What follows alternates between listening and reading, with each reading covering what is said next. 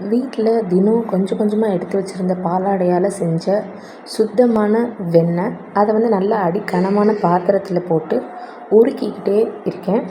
இது நல்லா உருகி வந்ததுக்கப்புறம் இதோட கொஞ்சமாக கல் உப்பு சேர்த்துக்கிறேன்.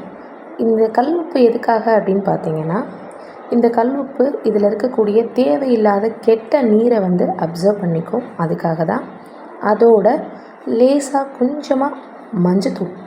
அது எதுக்காக அப்படின்னா, அது ஆன்டிபயோட்டிக் ப்ளஸ் ஒரு நல்ல கலர் கிடைக்கும் அப்படிங்கிறதுக்காகவும், அதோட ஒரு பிஞ்ச் அளவுக்கு சீரகம், சின்ன சீரகமும் மிளகும் சேர்த்துருக்கேன்.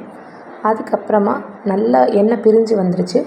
இதுக்கப்புறம் லாஸ்ட்டு ஃபைனல் ஸ்டேஜ் என்னென்னா, முருங்கைக்கீரையை நல்லா வாஷ் பண்ணி சுத்தமாக வச்சுருக்கேன். அதையும் நல்லா ஃப்ரை ஆகிற வரைக்கும் அதுக்குள்ளே போட்டு நல்லா ஃப்ரை பண்ணி, அது நல்லா கிறிஸ்பி ஆனதுக்கப்புறம் அதை ட்ரையாக நம்ம வடித்து எடுத்துட்டோம் அப்படின்னு சொன்னால் சுத்தமான நெய் தயார்.